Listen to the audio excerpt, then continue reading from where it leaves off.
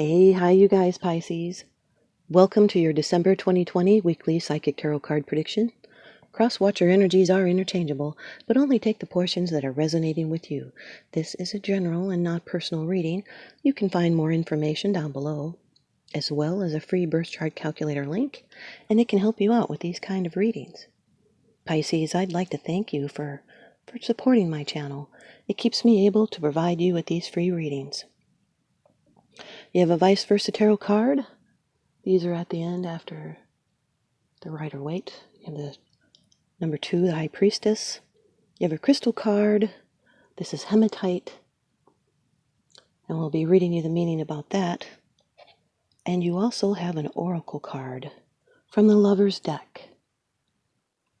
Look how closely it looks like the Lover's, the very first card. And now for your first card. It's the general atmosphere. It's the background and the basis of the matter. Number 6 of the major arcana, the Lovers. This can be a Gemini. Gemini, Sun, Moon, Rising, Venus, Jupiter. Gemini could be in your chart or someone else's that you're dealing with. Now this has to do with a relationship or a choice. It has to do with the fruitfulness of correct thought.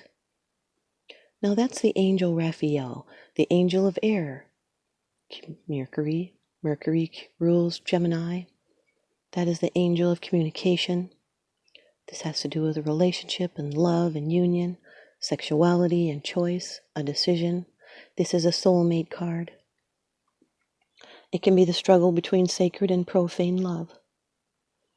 These is learning and growing through relationships.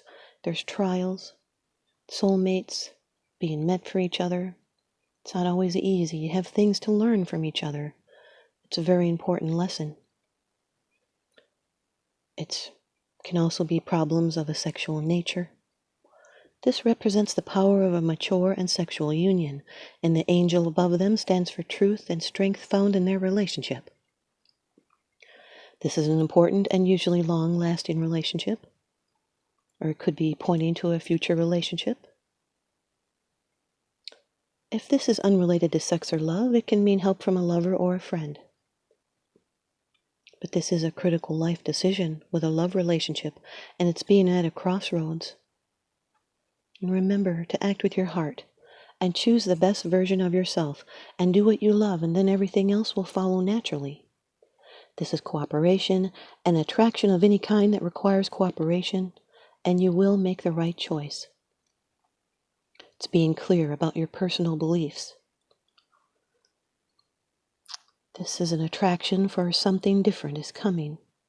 Free will is the objective here, and you're about to evolve into a higher plane of understanding, and we all need to remember to communicate openly and honestly, and that creates harmonious and fulfilling relationships built on trust and respect. The primary principle of this card is a union of opposites. This is a blessed union. The second card, and this is what is crossing you. This could be bringing in tension. It can be a block to your forward progress. Number 13 of the major arcana, death. This card is ruled by Saturn and Pluto. This could represent a Scorpio that you're dealing with, or Scorpio could be in your chart. This has to do with change and renewal and transformation. This is a major transformation. It's an ending and a closure, followed by a regeneration and renewal. This change may be in the consciousness. This can be the birth of new ideas, new opportunities, after a time of pause and reflection, and discovering what no longer fits in your life. It's an opening to something that's more important. Death leads to new life and new possibilities. There's something you need to give up, and this release may be difficult or painful, but the time has come for the new. It's letting go of someone and creating closure, and there's new life to follow for the better. It's letting go and letting the universe, because resisting can cause pain. It could be dealing with what scares you and putting the past behind you. It's a metamorphosis of some sort and a transformation for the better. It's patterns that you once found workable are no longer effective, so the old ways must be destroyed to make way for the new that is coming into being. The Lovers with the Death card can represent a close relationship between two people who seem very different. It can be communication opens up within a relationship, and that gets rid of what is not healthy, and it leads to trust and harmony. This can also represent the ending of a relationship. Your third card, this is how it affects you. These are the external influences that you're consciously aware of, Pisces. This can be your attitude, the Ten of Swords, Pisces. This is a Gemini card. Air energy. Now this is overkill and the ending of the cycle. Yes, now the worst is over. It's the end of a period of trials and hardships or a lack of support. It's making a clean break from past hurtful pain. It's hitting rock bottom, but from here on in it only gets better and a new cycle begins. You gave up. Now there's closure. It was enough, and it was as bad as it possibly could have gotten, and now there's nowhere to go but up. Maybe you felt you'd been a victim, been betrayed or lied to, but you can draw wisdom from this defeat. It's a lesson learned, and there's no making the same mistakes twice. It's painful endings, broken trust. There's no return. And now the dawn breaks over the horizon. It's the end of something, a relationship, a circumstance, a false way of seeing a situation. It can no longer be fixed. You'll have to start manifesting a new beginning. This is allowing change rather than fighting it. You've received deep wounds, and this is the final ordeal, and it won't last forever, and you will survive. The Lovers with the Ten of Swords can represent a Gemini. This is a breakup, a choice that could possibly lead to suffering.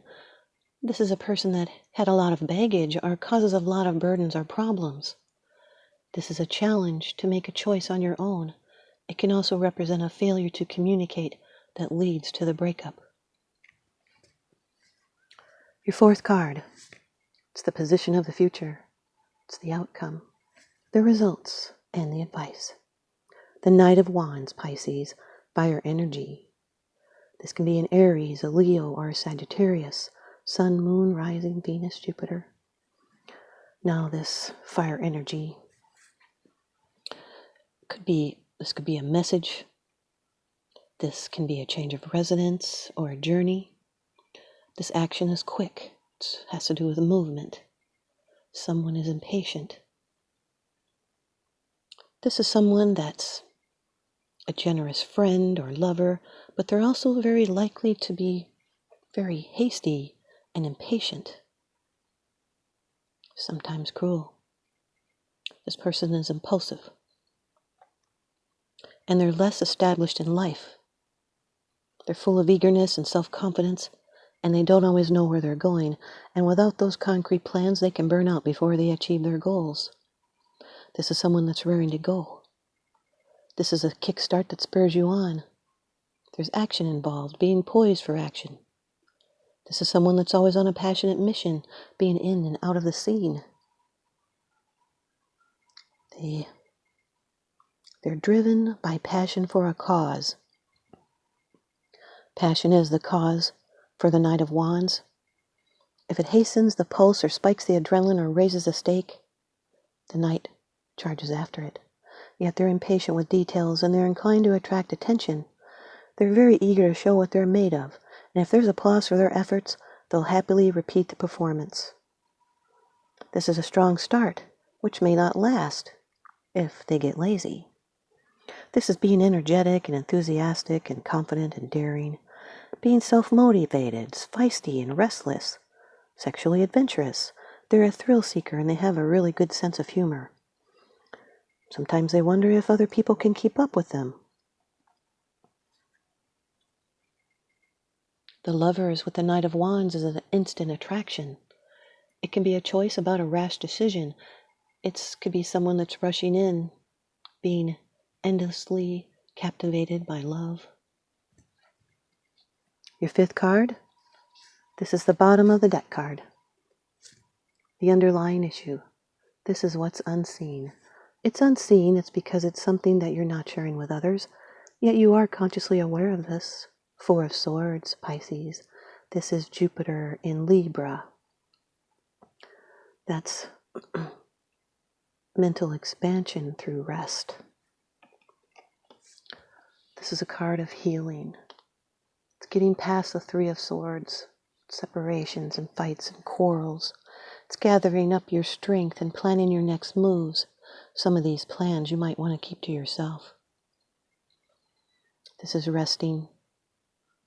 Soon there's going to be a change for the better, and now there's a relaxation of anxiety, maybe even a vacation. It is time for a break, a retreat to a quiet place to recuperate.